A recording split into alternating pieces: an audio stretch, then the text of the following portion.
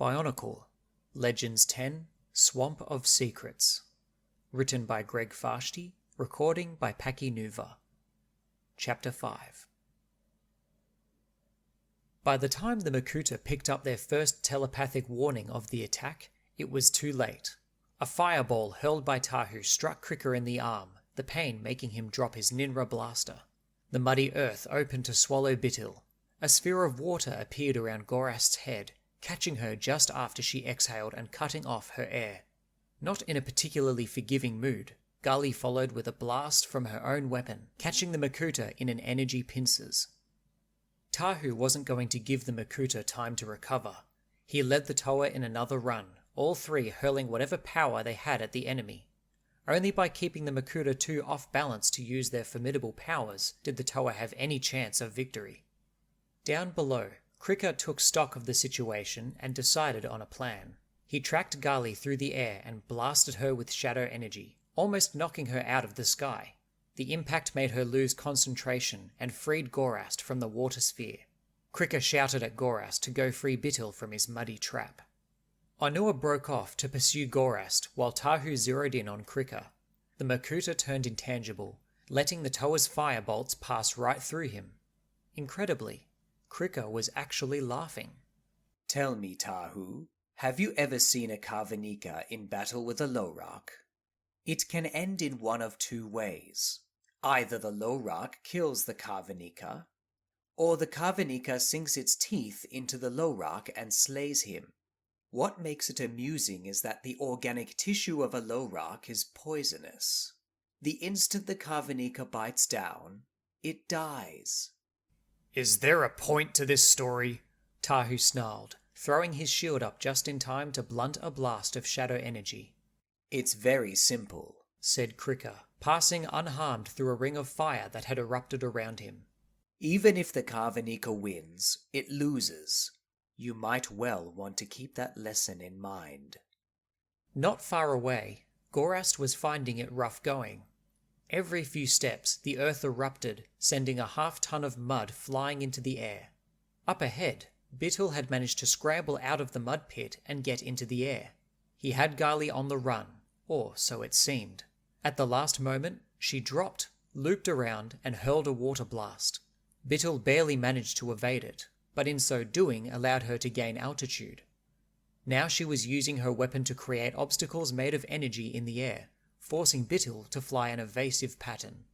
Still, the Makuta was not without resources of his own. Triggering his mask power, he summoned two duplicates of himself. They materialized behind Gali, swooping down and each seizing one of her arms. Together, they hurled her with tremendous force toward the swamp. Onua spotted the flash of blue out of the corner of his eye. He whirled in midair and fired his weapon, creating a flexible platform made of energy above the swamp waters. Gali hit hard, but it gave beneath her, lessening the damage. Onua followed it up with a hastily created land bridge linking the platform to the Kodrex. Spotting his distraction, Gorast attacked. She rocketed up from the ground and slammed into his midsection. The land bridge instantly collapsed under Gali, but she had recovered enough to stay aloft. Meanwhile, Onua grappled with Gorast, who was trying to bring her light-draining abilities to bear. "Admit it, Toa," said Gorast. "You have always wished for a spirit as black as your armor." "Actually, I do have a wish you could make come true," said the Toa Nuva of Earth. He reared back and struck a mighty blow, sending the Makuta spiraling downward. "A world without Makuta!" Not far away, Tahu and Krika were locked in a duel, flame against shadow. Neither had managed to gain the upper hand. Although Tahu didn't show it, he was worried. The Toa's surprise attack hadn't been able to finish off the Makuta, and now the three of them were in for the fight of their lives. I would almost call this a stalemate, said Krika. Except, of course, that you are about to surrender and beg for my mercy. "You've been breathing too much swamp gas," Tahu replied, countering another bolt of shadow energy with a shield made of fire. "The Kodrex, Tahu," continued Krika. "Oh, we can't get in either. But Bitil is a master with energy fields. He tinkered with this one here and there. In a few minutes, it's going to implode and take the entire sphere and all its contents with it. And there will go your hope of awakening your precious Matanui. Tahu had a moment of conflicting impulses. Part of him wanted to burn Krika down, while another part wondered if the Toa Nuva should surrender and hope to get a chance to undo whatever Bitil had done. But this was not the Tahu of even a year before. He had been through too much, learned too much. Most especially, he had learned not to let his own nature control him. The essence of fire was action, but action without thought was like a fire that burned unchecked. It left nothing but devastation in its wake. So, in the end, Tahu rejected both his ideas. Instead, he just smiled and said, "You're bluffing, Makuta. You would no more destroy the Kodrex than I would pet a Rakshi." Are you so sure? Asked Krika. Do you really want to gamble the future of your universe based on nothing but your lack of trust in others? Why would I lie about such a beautiful act of destruction? If you wanted it wrecked, you had plenty of time to do that before we even got down here, Tahu answered, dodging shadow blasts as he did so. No, there's something you want in there, or you would have gone by now. What's more, I think you want us to get it for you. Krika chuckled. You are just a wealth of bad theories today, Tahu. Explain that one. Simple. The keystone we stole from your camp. You never would have left it unprotected unless you wanted us to have it. In fact, this has all been too easy from the start. It has Makuta Trap written all over it. And by the way, since you like the code so much, have some on me. Tahu hovered in midair and began rapidly absorbing all the heat from around Krika. Sensing what was about to happen, Krika tried to turn intangible again.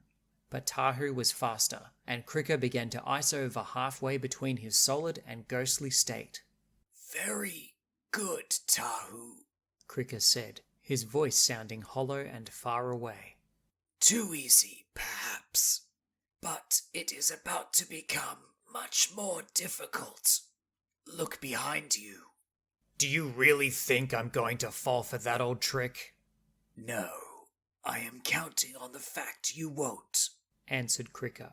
Since there really is something behind you. Against his better judgment, Tahu looked over his shoulder, diving down toward him were Antros, Kirox, and Vampra, and their 3 Shadow Matoran. All of a sudden, his team was badly outnumbered. This would have to be the first time a Makuta has told the truth, he said to himself. Anua! Gali! Hunt cover! He shouted. It was useless, of course. Antroz's first blast of shadow energy shattered the ice forming around Krika. Vampra flew to join Bitil, and the two closed in on Onua. Kirox hauled Gorast out of the mud, and the two circled Gali, arguing over who would make the kill. Tahu managed to land some fireballs on Antroz, but not to any great effect. Now the 6 Makuta formed a V-shaped wedge in the sky and bore down on the Toa Nuva, their attacks forming a solid wall of shadow energy. Tahu, Onua, and Gali were driven back until they were pinned down near the Kodrex field. One more step backward, and they would hit the protective energy around the sphere and be hurled straight toward the oncoming Makuta. Any ideas? Onua asked Tahu. Yes, said the Toa of Fire. We take as many of them with us as we can when we go. The Makuta hovered in midair now. It appears your theory that we need you alive is about to be proven wrong, said Krika. Goodbye, Tahu. Antros raised his arm, shadow energy swirling around his claw.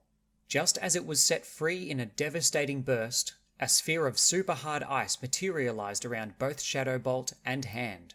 Blocked, the energy fed back into Antros, jolting him like an angry Avocar. I hate goodbyes, personally, said Kopaka Nuva. He had plunged out of the mists above, flanked by Perhatu and Liwa. Not far behind came the Matoran villagers Solek, Tanma, and Photok. Us too, said Perhatu. In fact, we hate them so much we couldn't let 3 Makuta take off without us. Ever cute idea, Antros, chuckled Liwa. Making your quick retreat from above look like a planned attack on below. Did they teach you that at Lying Slime Sack School? On the ground, Tahu smiled. The Toa Nuva was still outpowered by the Makuta, but now the numbers were even, and he would take his team of Toa against any enemy, any day of the week. Well, He said to Onua and Gali, are we going to let those three show up late and have all the fun? I'm for a rematch, said Onua. How about you, sister? Gali bumped armored fists with her two partners. Let's get them. The three Toa Nuva lifted off the ground, soaring into the final battle. End of Chapter 5.